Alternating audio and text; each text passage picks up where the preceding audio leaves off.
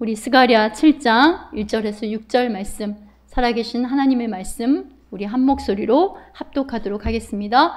다리오 왕 제4년 9째 달 곧 기스레월 4일에 여호와의 말씀이 스가랴에게 임하니라. 그때 베델 사람이 사라셀과 레겜멜렉과 그의 부하들을 보내어 여호와께 은혜를 구하고 만군의 여호와의 전에 있는 제사장들과 선지자들에게 물어 이르되 내가 여러 해 동안 행한 대로 5월 중에 울며 근신하리까 하매 만군의 여호와의 말씀이 내게 임하여 이르시되 온 땅 백성과 제사장들에게 이르라. 너희가 70년 동안 5째 달과 7째 달에 금식하고 애통하였거니와 그 금식이 나를 위하여 한 것이냐? 너희가 먹고 마실 때에 그것은 너희를 위하여 먹고 너희를 위하여 마시는 것이 아니냐. 아멘. 우리가 지금 몇 달 동안 매일 성경 순서에 따라서 계시록과 스가랴 말씀을 함께 나누고 있죠. 하나님은 스가랴를 통해서 포로기 이후에 예배가 형식화되고 예배가 무너진 그때에 단순히 성전 재건이 문제가 아니라 너희들의 마음이 하나님께로 돌아와야 된다. 회개와 개혁, 성전이 재건되었을 때 합당한 예배를 드리는 성전된 삶, 하나님 백성으로서의 정체성, 삶의 방향과 목적의 재건을 선포합니다. 스가랴 마지막 14장에 보면은 14장 1절에 여호와의 날이 이르니라 이렇게 나와요. 그러니까 이날은 심판과 동시에 구원의 날이며 하나님 백성에게는 실패와 절망이 아니라 하나님이 원하시는 완성을 향한 성전을 재건하고 또한 우리의 심령의 성전됨을 재건하고 정결케 하는 과정입니다. 싹 메시아 예수 그리스도를 통해 이 모든 것이 성취될 것임을 분명히 말씀하시죠.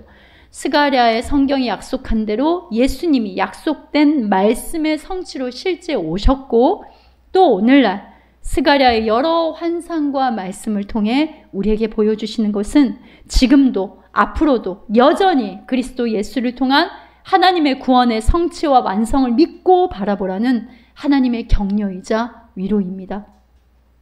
또 스가랴에서 약속한 대로 초림의 예수님이 오신 것처럼 최종 심판주로 오시는 그리스도의 재림, 그날을 기다려라.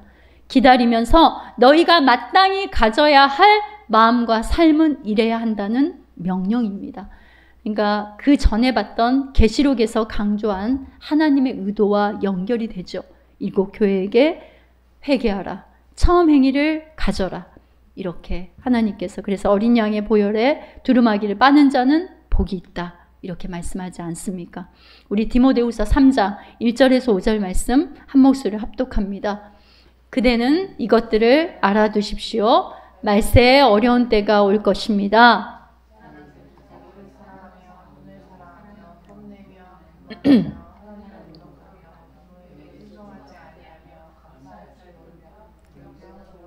무정하며 원한을 풀지 아니하며 비방하며 절제가 없으며 난폭하며 선을 좋아하지 아니하며 배신하며 무모하며 자만하며 하나님보다 쾌락을 더 사랑하며 겉으로는 경건하게 보이나 경건의 능력은 부인할 것입니다. 그대는 이런 사람들을 멀리 하십시오. 말세에 고통의 때가 온다는 거예요. 여러분 지금 여기에 말씀에 나와 있는 거를 그대로 우리는 지금 눈으로 보고 있지 않습니까? 하나님의 말씀은요. 그래서 살아있는 말씀이에요. 그런데 5절 말씀에 뭐라고 나옵니까? 겉으로는 경건해 보인다. 그러니까 이 말이 무슨 말이냐면 하나님의 자녀들이 말세 때 이러한 상태가 된다라는 거예요. 이러한 상태로 지나면서도 영이 죽어서 그걸 깨닫지 못할 수도 있다라는 말은 못한다는 말입니다. 겉으로는 경건해 보인다. 그러나 경건의 능력은 부인한다. 그러니까 경건의 능력이 없다는 거예요. 예수님의 초림부터 이미 정말 말세가 시작되었습니다, 여러분. 지금 우리는 말세 지말에 살고 있어요. 말세는 앞으로 그냥 올 그 시대가 아닙니다. 예수님의 초림부터 이미 종말이 시작된 겁니다. 기복과 바알의 거짓 복음이 지금 난무하고요. 영적으로도 혼미하고 뭐한 시대입니까? 혼탁하며 자기를 사랑하고 그리스도를 향한 사랑이 식어지고 하나님의 말씀의 법에 통치받는 게 아니라 인본주의의 세상법 아래 지배당하는 가치관과 세계관의 타락. 그러다 보니까요. 신앙이 변질되고 형식화돼요. 믿음이 주저앉아요. 바로 오늘이라는 시간에 그래서 눈을 들어 본즉 하나님을 이전보다 왜 더 집중해서 온 마음으로 바라보라 하시는 바로 그 말씀임을 우리가 깨달을 수 있어야 해요. 스가랴 14장 4절을 보세요. 그날에 그의 발이 감람산에 설 것이며, 근데 그 감람산은 매우 큰 골짜기가 된다라고 하죠. 예수님의 발이 선 곳이 어디라고 합니까? 감람산인데 그게 매우 큰 골짜기가 된다는 말이 무슨 의미일까요? 여러분 시편 23편 4절에 보면은 어떻게 나옵니까? 여호와는 나의 목자시니 내게 부족함이 없다라고 하면서 내가 사망의 음침한 골짜기를 갈지라도 해를 두려워하지 않을 것은 주께서 나와 함께 하심이라. 주의 지팡이가 막대기가 나를 안위하시나이다. 여러분 평지보다 골짜기는요 걸음을 딛기도 가파르고 어떻습니까? 어렵고 위험해요. 양을 노리는 짐승들이 숨어있는 곳이기도 합니다. 그러나 골짜기에는요 양에게 먹일 가장 좋은 먹이가 있고요, 골짜기에서 오히려 목자의 지팡이와 막대기를 경험하게 됩니다. 비탈을 오르고 내리는 그 과정을 통해서 양은 걷는 다리에 힘이 강해져요. 제가 유대 광야를 그때 갔을 때, 이스라엘 갔을 때 보니까 목자의 길이 있어요. 진짜 민둥산처럼 험한 절벽이고 깎아지는 절벽인데 거기에 이렇게 길이 나 있습니다. 그게 가이드가 뭐라고 하냐, 목자의 길이라고 해요. 그러니까 이게 양들을 끌고 다니는 길이라고 하는 거예요. 그러니까 보면 비탈이에요. 그런데 그게 길이 나 있습니다. 그러니까 그것을 걸을 때 양들은 어떻게 되겠습니까? 걷는 힘이 강해지는 거예요. 그리고 목자의 길을 알게 되고 그 길만을 쫓게 되는 겁니다. 지금 개인적으로, 가정적으로, 시대적으로 깊고 어두운 골짜기를 걷는 것 같으세요, 여러분? 양의 문이 되신 선한 목자이신 예수님이 친히 내신 목자의 길로 우리를 인도하시는 과정이고요. 양을 양답게 만드는 새 생명을 주시고 새 창조하시는 정결의 과정임을 여러분 믿으시기를 바랍니다. 하나님의 새 생명과 새 창조는요, 그분의 택한 자녀 삶의 사랑과 거룩으로 나타납니다. 하나님을 향한 사랑이란 내가 하나님을 이겨먹는 싸움이 아니라 내 자아라는 환도뼈가 날마다 부러져 하나님께 안기고 기대고 의지하며, 비록 절름발이로 걸음이지만 절름발이 걸음이라 할지라도 성령께 부축받아 가는 싸움이에요. 내가 성령을 호령하며 성령이여 나를 따르라가 아닙니다, 여러분. 하나님과의 싸움에서 내가 날마다 지는 것이 거룩입니다. 하나님은 하나님이시고 나는 피조물임을 인정하는 것이 바로 거룩입니다. 내가 살고 싶은 대로 내가 내 자리를 선택해서 사는 게 아니라 하나님이 인도하시는 길과 자리에 충성함이 여러분 사랑이고 거룩입니다. 오늘 스가랴 7장에 하나님이 언급하신 금식에 관한 본문을 통해서 하나님이 기뻐하시는 금식이 왜 사랑이고 거룩인지 오늘 하나님의 살아계신 말씀 앞에 있는 우리에게 깨닫게 해주시는 은혜가 이 시간 임하기를 주님의 이름으로 축원합니다. 이스라엘 사람들의 금식을 하는 경우는요, 하나님의 계시를 받기 전, 아니면 죄를 회개할 때, 아니면은 슬픔과 탄원의 표시로 금식을 합니다. 대표적인 게 이제 4월, 5월, 7월, 10월에 큰 금식들이 있어요. 그러니까 4월의 금식은 어떤 의미냐면 바벨론에 의해서 예루살렘이 함락된 것을 기억하기 위한 금식이에요. 그리고 5월에 하는 금식은 성전과 예루살렘이 불탄 것을 기억하기 위함이고, 7월의 금식은요, 유대 총독 그달리아와 백성이 죽임을 당한 것을 기억하는 금식입니다. 그리고 10월의 금식은 느부갓네살에 의해 예루살렘이 포위당한 것을 기억하기 위한 애통이에요. 그 외에도 대속죄일 금식이 있어요. 그러니까 새해를 맞이하고 10일째 되는 날에, 이날은 이제 공휴일이면서 공적인 용무를 위한 그 차량을 제외하고는 차량 통행도 전면 금지를 시켜요. TV 방송도 나오지 않는다고 합니다. 또 장자들의 금식일이 있어요. 그러니까 6월절 바로 전날 금식하는데 그 첫 아들들만 금식하는 것으로 출애굽 때 장자들이 구원받은 것을 기념하는 금식입니다. 불임절 또 하루 전날 금식을 하기로 해요. 불임절은 우리가 그 에스더 할 때 살펴보았죠. 또 유대인들의 금식은 여러 가지 이유가 있는데요. 우기철에 비가 내리지 않으면은 어때요? 유대인들은 금식을 통해서 또 비를 간구하기도 하고요. 쿰난 공동체는 또 이런 기록들이 있기도 해요. 금요일에 정기적인 금식을 했다고 합니다. 그래서 안식일이 끝나는 토요일까지 화장실을 가지 않으려고. 그러니까 화장실에 가는 것도 그들은 뭐예요? 일인 거예요. 그러니까 지금도 전통적으로 바리새인들은 일주일에 이틀, 월요일과 목요일에 금식을 합니다. 오늘 본문이 이렇게 시작돼요. 스가랴 7장 1절 보세요. 다리오 왕 제4년 9째 달 곧 기스레월 4일에 스가랴 선지자 사역을 시작한 지 2년 후 시점이에요. 그리고 다리오 왕 2년 6개월에 성전 재건이 시작되었거든요. 그러니까 다리오 왕 그리고 6년 12개월에 완성이 된다면 12월에 완성이 된단 말이에요. 그러니까 지금 다리오 왕 제4년 9째 날 왜 이렇게 구체적으로 기술을 하겠어요? 공사가 절반 이상 이루어진 때입니다. 근데 여전히 상황은 포로된 상황이고 현실은 변한 게 하나도 없어요. 아직 유다로 귀환하지 못하고 바벨론의 포로로 남아있던 유다 백성들이 제사장들과 선지자들에게 찾아와서 우리가 여러 해 동안 행한 대로 5월 중에 울며 금식할까요? 이렇게 물어봐요. 그러자 스가랴에게 임한 하나님의 말씀이 스가랴 7장 5절 말씀, 우리 함께 합독해 볼까요? 온 땅의 백성과 제사장들에게 이르라. 너희가 70년 동안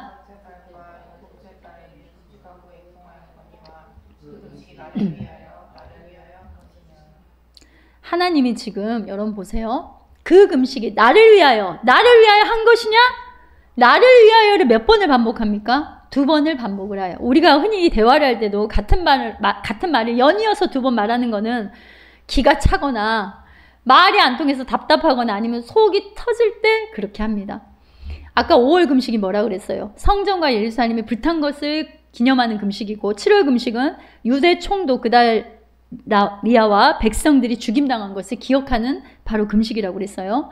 그러니까 너희들이 당한 고통, 수치함 때문에 너희들 자기 연민에 빠져 애통하고 너희 총독의 죽음을 애통을 하기는 하는데 말이야, 너희의 우상 숭배와 거역으로 말미암아 내 백성, 내 자녀를 다시 정결케 하기 위해서 아수르라는 방망이, 바벨론이란 빨래터를 들 수밖에 없는 너희를 향한 창자가 끊어지는 나의 긍휼의 애통을 기억하며 우는 금식이냐? 너희들 영혼의 죄 가운데 포로되고 죽어있는 그 죽음을 깨닫고 애통하는 금식이냐? 이런 말씀인 거예요. 6절 보세요. 너희가 먹고 마실 때 그것이 너희를 위하여 먹고 마시는 거잖아. 너희를 위해서 먹고 마셨잖아. 그러니까 금식도 너희를 위해서 했지 나와 무슨 상관이냐?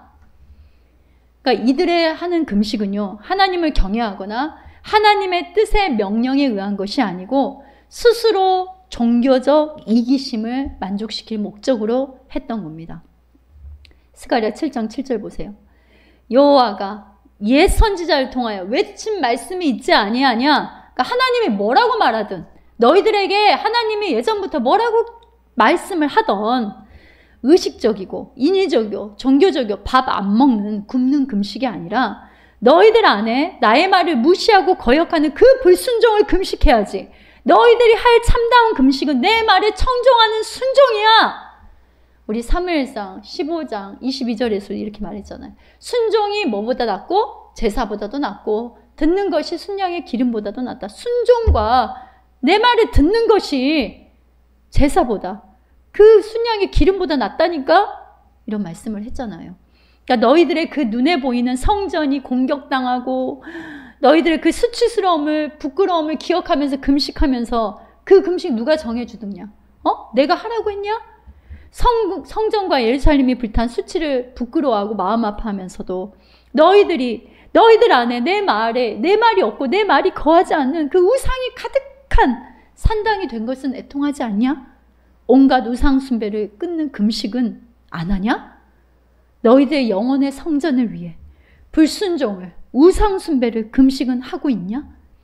너희들 상처만 기억하는 게 중요하지 왜 너희들에게 그런 징계가 임했는지 그리고 너희들을 돌아오게 한 나의 마음이 무엇인지 궁금하기는 하냐? 너희가 진짜 뭘 금식해야 하는지 모르냐? 이렇게 말씀하시는 거예요. 그래서 스가랴 7장 8절에 이하부터 하나님이 기뻐하시는 금식의 참다운 목적을 하나님이 이렇게 말씀하시는데요. 먼저 이렇게 말해요. 진실한 재판을 해. 무슨 말이에요? 거짓과 불의와 불법을 금식해. 그리고 인애와 긍휼을 베풀어라. 무슨 말입니까? 저주, 압제, 투기, 미움, 살인, 도둑질 이런 악한 행위를 금지해. 금식해. 그 다음에 과부, 고아, 나그네, 궁핍함죄를 압제하지 말아라. 너희 부유를 위해 약한 자를 수단, 방법 삼는 악을 금식해. 이 말씀이에요.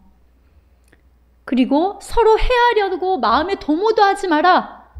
스가랴 7장 8절 이후를 보면 그렇게 쭉 나옵니다. 그러니까 무슨 말이에요? 해하려고 함정을 파고 분쟁을 유발하는 그거 금식해. 그리고 12절에 보면은 내 마음을 금강석 같이 하지 말아라고 나와요. 그 마음을 금강석 같이 하라. 그러니까 높아지고 교만하고 딱딱한 그 거만함, 그거 금식해.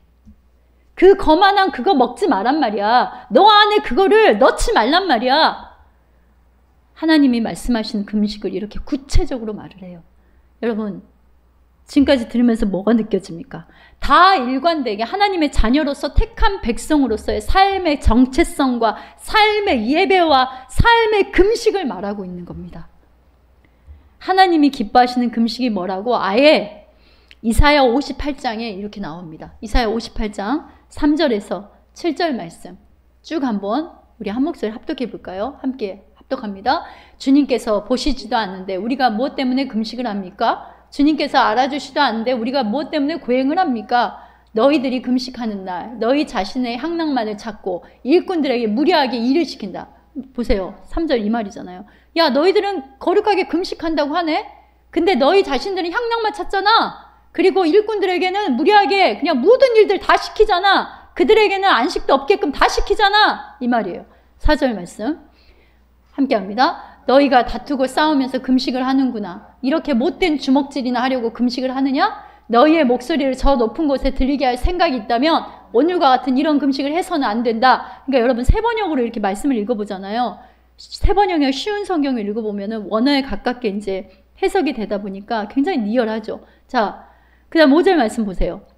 이것이 어찌 내가 기뻐하는 금식이겠느냐? 이것이 어찌 사람이 통회하며 괴로워하는 날이 되겠느냐? 함께합니다. 머리를 갈대처럼 숙이고 굵은 배와 재를 깔고 앉는다고 해서 어찌 이것을 금식이라고 하겠으며 주님께서 너희를 기쁘게 반기실 날이라고 할 수 있겠느냐? 그러면서 6절 말씀 함께합니다. 내가 기뻐하는 금식은 부당한 결박을 풀어주는 것, 멍에의 줄을 끌려주는 것, 압제받는 사람을 놓아주는 것, 모든 멍에를 꺾어버리는 것, 바로 이런 것들이 아니냐. 또한 굶주린 사람에게 너희 먹거리를 나누어 주는 것, 떠도는 불쌍한 사람을 집에 맞아들이는 것이 아니겠느냐. 헐벗은 사람을 보았을 때 그에게 옷을 입혀주는 것, 너희 고륙을 피하여 숨지 않는 것이 아니겠느냐. 이처럼 하나님이 기뻐하시는 금식은 하나님을 향한 거룩한 사랑이요, 거룩과 사랑이요, 영혼을 향한 거룩과 사랑입니다. 여러분, 습관적 회개 역시 습관적 금식과 뭐가 다르겠어요? 하나님과의 관계적 회개가 아니라 습관적 회개. 분명 성령의 감동으로 깨닫게 해주셨어요. 그래서 이것이 하나님 마음에 합하지 않음도 압니다. 그런데 알고도 또 그 자리, 또 그 행위, 또 그 모양을 그대로 반복하는 거예요. 그러고는 무조건 사단 탓하면서만 고래고래 소리를 지르고 회개하는 여러 행위들도 합니다. 거의 자기 체면과 주술적인 자기 만족의 누이침의 행위이지 성경에서 말하는 회개가 아닙니다, 여러분. 자기 죄도요, 자기의 종교적 행위로 처리할 수 있고 관리할 수 있다라는 교만이죠. 그 중심에는 뭐가 있는 줄 아세요? 자기 자아, 에고가 있어요. 하나님과의 관계에서 오는 충성이 없는 겁니다. 순종이 없는 주술적 제사, 주술적 회개, 주술적 금식, 듣는 것이 아니라 하나님 말씀을 듣는 것이 아니라요, 자기 종교적 기름을 짜내는 반복적인 행위만 있는 거예요. 하나님이 내 영혼을 향한 애통, 그 심정과 통하는 애통이 아니라 왜 나를 안 알아주세요? 왜 내 이 문제를 해결해 주지 않는데요? 내 감정, 내 사정, 내 기분이 이런데 아이고 억울해 죽겠는데 왜 나만 가지고 그러냐고요? 이렇게 떼쓰는 금식, 떼쓰는 애통만 하고 있는 거예요. 삶으로 돌이키는 감사의 회개가 없습니다. 내 자녀가 여러분 보세요. 내 자녀가 항상 부모의 말은 무시하고 부모의 사랑도 깨닫지 못하면서 왜 이래? 아, 왜 저래? 이것도 없잖아요. 왜 저것도 없는데? 이렇게 맨날 징징거리면 여러분 마음이 어쩌겠어요? 여러분 마음이 어쩌겠습니까? 내 자녀가 엄마 나 오늘도 말이야 엄마가 하지 말라는 거 그거 잘못한 거 잘못인 거 알면서도 했어. 상황이 어쩔 수 없었어. 아니 원래 나 이렇게 생겨 먹었는데 어쩌라고. 어쩌겠어. 내가 아니라 사탄이 그런 거라니까. 나 저녁 굶으면서 반성하면 되지? 그럼 되지? 여러분 이러면 여러분 마음이 어쩌겠어요. 똥무더기가 내 안에 가득한데 날라드는 똥파리만 나가라 나가라 쫓는다고 그게 쫓아지겠습니까 여러분? 호세아 6장 6절 말씀 우리 함께 한 목소리 합독해 봅니다. 내가 바라는 것은 함께 합니다. 내가 바라는 것은 변함없는 사랑이지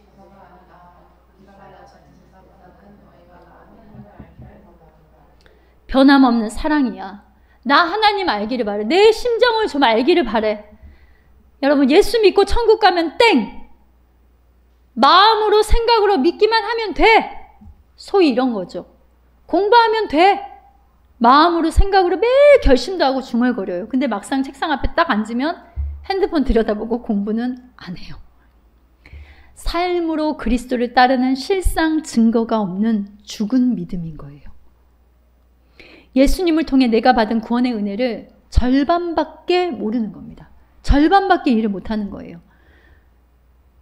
제가 누차 말하죠. 기독교가 말하는 구원은 우리가 아직 죄인 되었을 때, 우리가 구원의 필요성을 느끼기 전에, 그리고 우리가 요청하지도 않았을 때 하나님이 행하신 구원에, 그러니까 인간이 어떤 것들도 1% 가미할 수 없는 하나님의 100% 아들 예수 그리스도를 통해 우리를 구원해 주셨어요. 그래서 아브라함의 하나님 뭐라 그랬습니까? 오직 믿음. 이삭의 하나님 이 말은 오직 은혜로 구원받았다. 야곱의 하나님 이 말은 오직 선택으로 구원받았다. 그러면서 또 동시에 여러분이 꼭 놓치지 말고 알아야 되는 거. 그리고 오늘날 성도들을 교모히 속이는 다른 복음이 뭐라고 그랬어요? 예수님이 다 이루어 놓았으니까, 예수님이 구원을 다 이루어 놓았으니까 어차피 내 행위대로 살다가 천국만 가면 되지. 이 땅에서 내 뜻대로 내 맘대로 살다가 천국만 가면 오케이.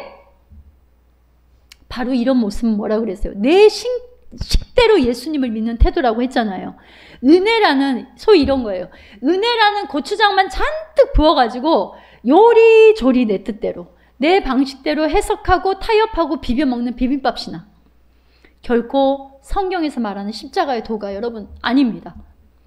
구원의 내용에는 사도 바울이 로마서 8장 30절에 뭐라고 말했습니까? 또 미리 정하신 자들 뭐하고? 부르시고 의롭다 하시고 영화롭게 하시고. 그러니까 구원의 시작과 구원의 진행과 구원의 완성이란 그 내용이 다 들어있단 말입니다. 그러니까 은혜로 구원받았다라고 하는 이 말은 이제 내가 하나님 자녀로 출생했다 여기서 끝나는 게 아니라 나는 이제 그 구원의 완성을 향하여 예수님이 이끄시는 대로 그 말씀과 연합되어서 앞으로 나아가는 실제 말씀을 먹는 그리스도와 연합된 삶의 과정, 그 가운데 있다. 이것도 다 포함이 되어 있다는 말이에요. 그러니까 예수님께서 주신 전적인 예수님의 은혜로 시작한 구원의 시가 실제 하나님이 창조하시는 이 시간과 공간 안에서 구원의 의미를 깨닫고 그 시가 자라고 이미 이루어진, 이미 이루어갈 구원의 완성의 표대를 향하여 달려가는 믿음의 선한 싸움을 하면서 우리에게 주어진 그 길을, 달려갈 길을 가는 바로 이것이 그리스도의 행함인 거예요.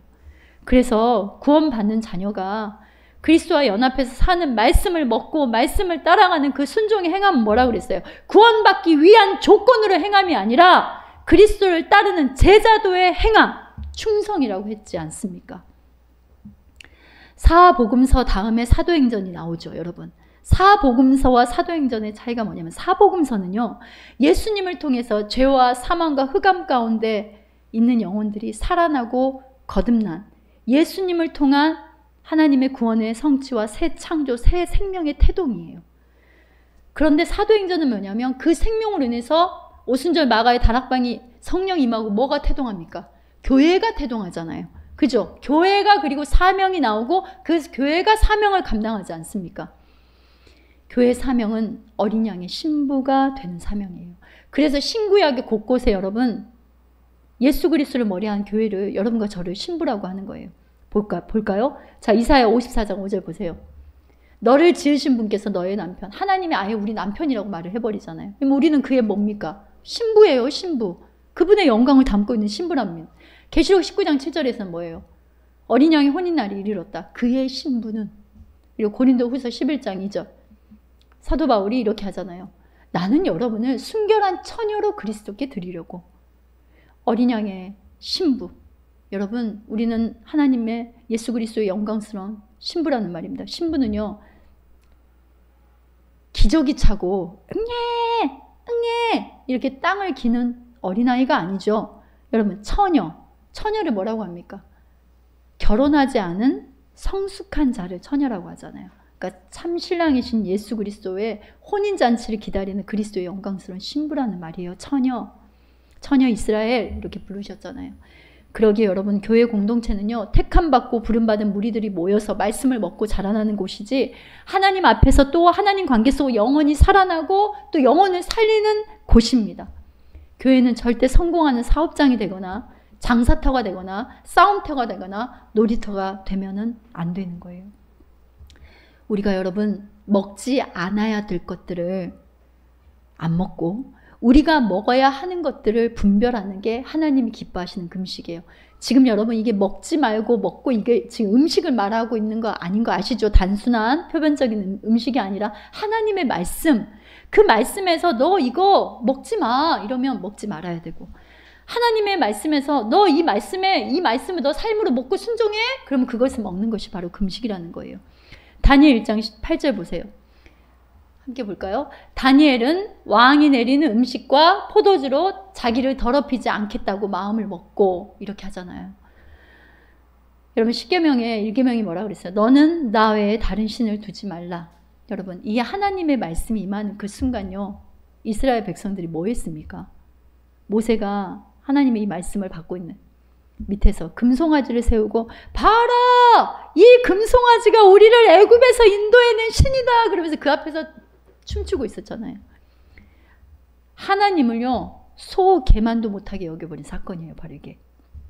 이스라엘 백성들이 그런 짓을 하고 있을 그때 하나님은 모세에게 돌판에도 뭘 써주고 계셨어요? 십계명을 써주고 계셨잖아요. 그런데 십계명 그 전문 앞에 하나님이 뭐라고 떡하니 쓰게 하셨냐면요, PPT 한번 보여주세요. 함께 읽어볼까요?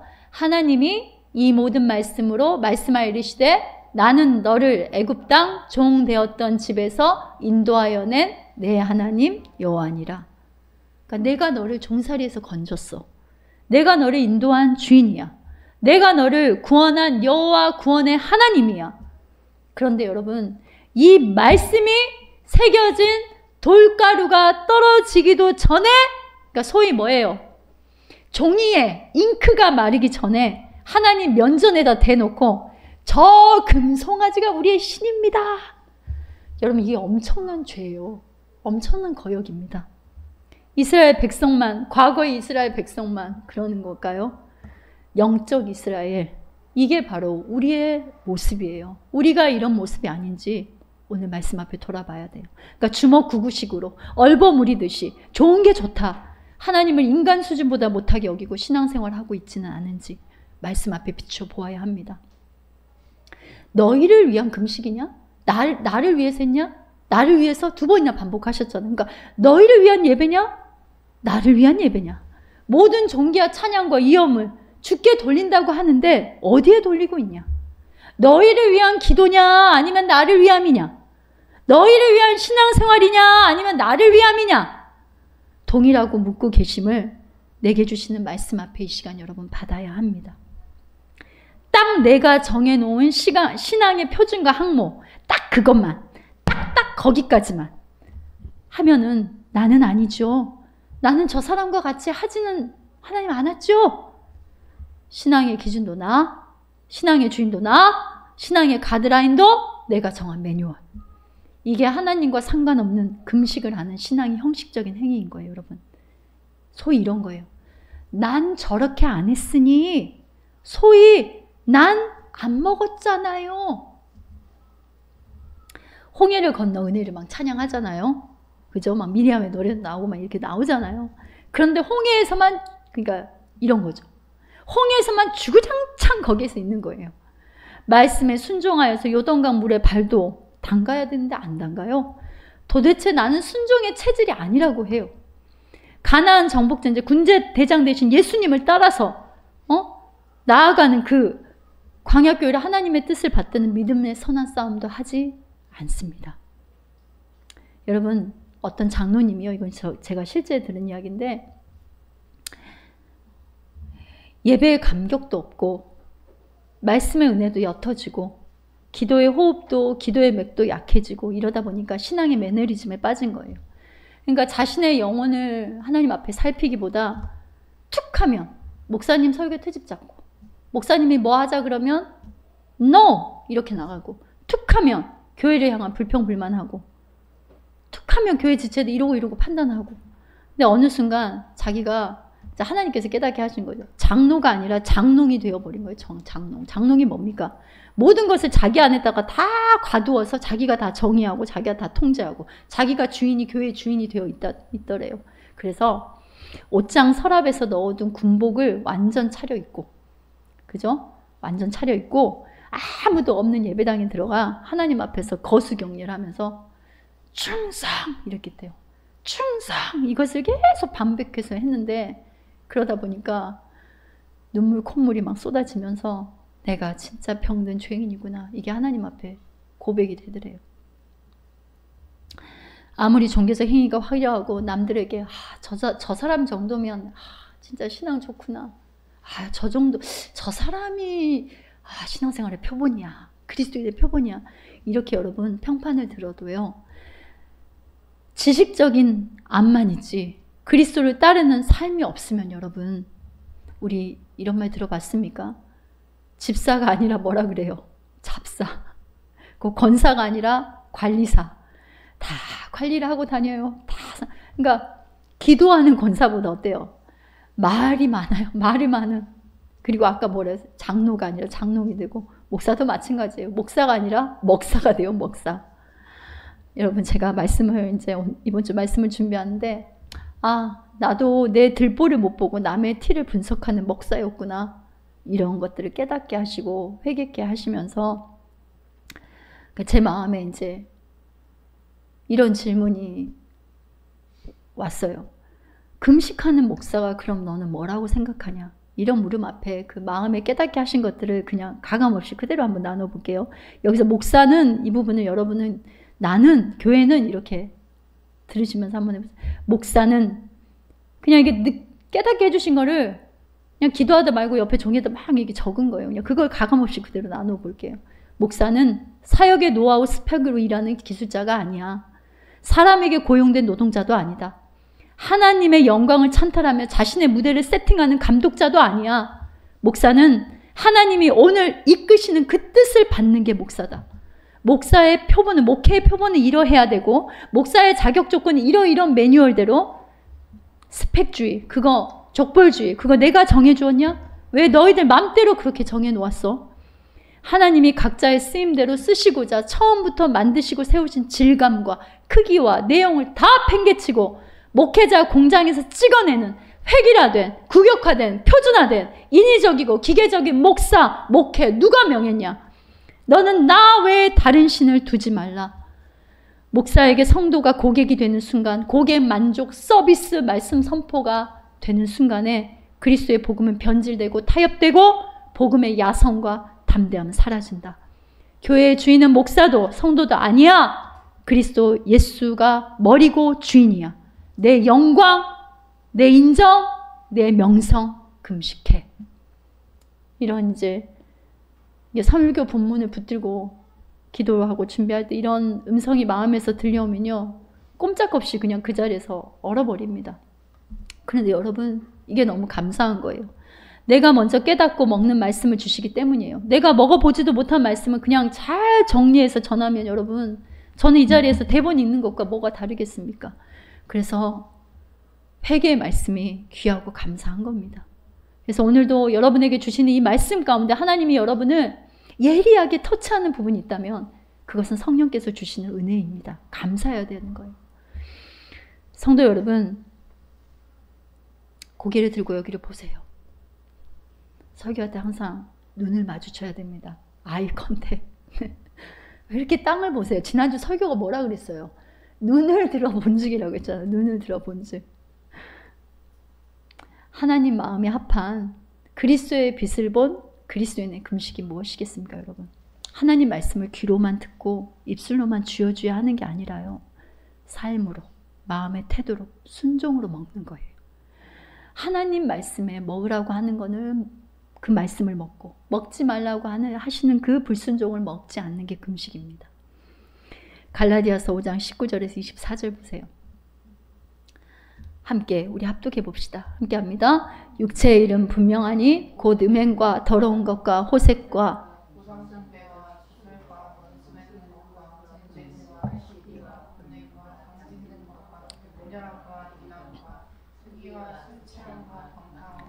또 그와 같은 것들이라.